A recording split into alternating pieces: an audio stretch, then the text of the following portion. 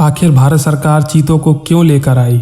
आज के इस टेक्नोलॉजी के ज़माने में जब मनुष्य इतना आगे बढ़ गया है, उसने अपनी शक्तियों का विकास इस हद तक कर लिया है कि वह प्रकृति के कई नियमों पर विजय पा चुका है। किसी जीव के विलुप्त हो जाने पर मनुष्य को क्यों चिंता होने लगी? सारी कहानी शुरू होती है भगवान के बनाए प्राकृतिक संतुलन के नियम से। हम इस पूरे ग्रह पर जितनी प्रजातियां हैं, चाहे वह जीव जंतुओं की हों या पेड़ पौधों की, सभी जब तक संतुलन में रहते हैं तब तक सब सही रहता है। जब मनुष्य ने अपनी संख्या को बढ़ाया तो प्रकृति के नियमों में हुआ बदलाव, और इस बदलाव का क्या परिणाम निकला?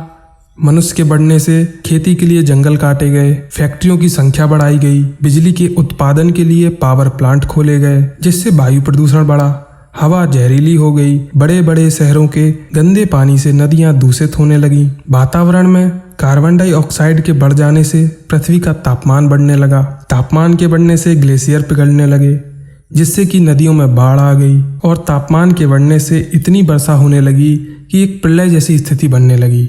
यही था हमारा भविष्य, और अगर हम जिस तरह से चल रहे हैं ऐसे ही चलते रहे तो हमारा भविष्य कुछ ऐसा ही होगा।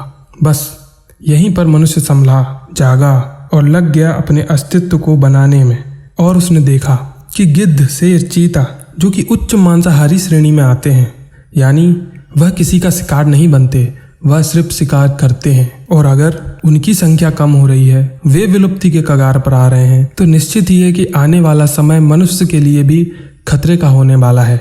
हो सकता है मनुष्य भी विलुप्त हो जाए, और मनुष्य एक स्वार्थी प्राणी है। जब उसने यह देखा कि उसका अस्तित्व खतरे में पड़ सकता है तो वह जागा। अगर एक हालिया उदाहरण से समझें कि पृथ्वी पर किसी प्रजाति की संख्या बढ़ने या घटने से हमें क्या लाभ या नुकसान हो सकते हैं, तो अभी हाल ही में आपने टिड्डियों के अटैक को देखा होगा। टिड्डी एक बहुत छोटी प्रजाति है, और इतनी छोटी प्रजाति भी अगर अपनी संख्या को बढ़ा ले तो किस तरह वह खेतों को नष्ट कर सकती है और मानव की खाद्य श्रृंखला को प्रभावित कर सकती है। ऐसी घटनाओं ने मनुष्य को अपने भविष्य के प्रति सचेत किया कि इस प्रकृति के संतुलन में अगर कोई प्रजाति की संख्या बढ़ती है या घटती है तो वह हमारे लिए चिंता का विषय है, क्योंकि हर छोटी और बड़ी प्रजाति का अपना एक अलग महत्व है। तो हमें ये समझना चाहिए कि ये चीते किसी शौक के लिए यहाँ नहीं लाए गए, बल्कि इनकी हमें अत्यंत आवश्यकता थी। तो अब आप समझ गए होंगे कि पर्यावरण संरक्षण मनुष्य का अन्य प्रजातियों के प्रति दया भाव या चिंता को नहीं दिखाता है, बल्कि यह दिखाता है कि मनुष्य स्वयं अपने अस्तित्व को बचाने में लगा हुआ है। पर्यावरण संरक्षण उसका अपनी स्वयं की चिंता को दिखाता है। इसलिए भारत सरकार को चीतों की चिंता करनी पड़ रही है।